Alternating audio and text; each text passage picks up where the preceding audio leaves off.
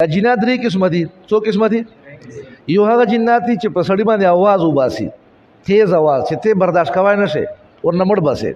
یو دوم هغه ده چې دا شکل بدل کی، आवाज نه باسي، شکل ځان نه یا چرګه جوړ کی یا به چیلې جوړ کی یا به بل حیوان جوړ کی. ته به وایې چې دا لکه چې حیوان دی، کا چرګه ده، چرګه نه ده. یا پیشو ځان نه جوړ کی، دا جینې.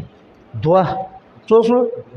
دریم دا ده چې انسان کې په دې پوزو په دې غوګور داخل شي، په ټول بدن کې ګرځي. بیا خلک وایي په دغه جنات دي.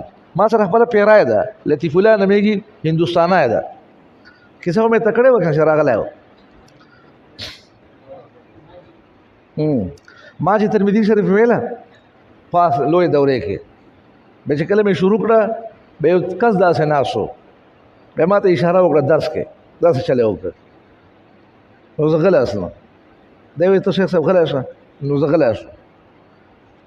ویل چې زه جینې پیرا یم له هندوستان نه راغلم، دیوبند نه. نو ما ورته ته څنګه راغلی؟ ویل چې زه مدني صاحب شاګرد یم. ما ته څومره عمر دی؟ ویل 2.5 کاله عمر مې ده. څه نوم دی ده؟ ویل ما نوم لطیف الله ده. ما ورته پلار نوم دی څه ده؟ ویل عبدالحمید. بیا ما ورته څنګه دلته راغلی؟ ویل چې ما یو ملګری راغلی و دی کې پیکې ته، د صوبه سرحد ته راغلی و. بیا ما ته ویل چې ته چې هندوستان کې تا په هندوستان کې دیوبند کې ترمذي شریف ویله مدني صاحب والا، هغه نه د بعد کې بیا ترمذي اورېدلی ده؟ وایي چې ما ورته ویل نه. وایي ته راځه. بیا چې تا ترمذي شروع کړه بیا مونږ راغلو، ګډ شو، 6 کسان وو. چې د تا ترمذي مو اورېدله نو دا ته چې ترمذي وایي بالکل داسې به دې ویلې لکه مدني صاحب. بس بیا ما وجړل. دته مې داسې وکړه چې داسې ما وایه.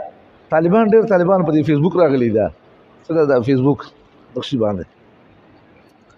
بیا ما ورته داسې مه وایه، مدني صاحب خو موږ مشر ده، هغه ډېر خدای علم ورکړی و، خدای پاک ډېر استعداد ورکړی و، ډېر عزت الله ورکړی و، داسې مه وایه. ویل جینه ته په خبرې پوه نه شوې.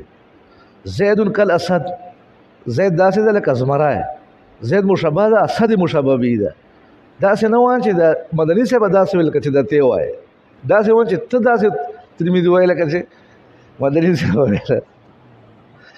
بس بیا دی راغی. بیا ما سره یو کال تېر کړ، یو کال. بیا شپې دلته راته طالبان به ما سره به ناست وو دلته.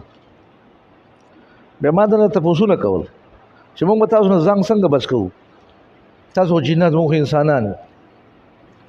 ویل کې شرطه وکړه چې موږ 3 قسمه یو، که نه؟ یو دغه یو هغه چې د انسان په غوږو ګډ شي، په پوزو بس وجود کې داسې ګرځي، وجود کې. دا 3 قسمه دي. بلکې څو قسمه دي؟ 3.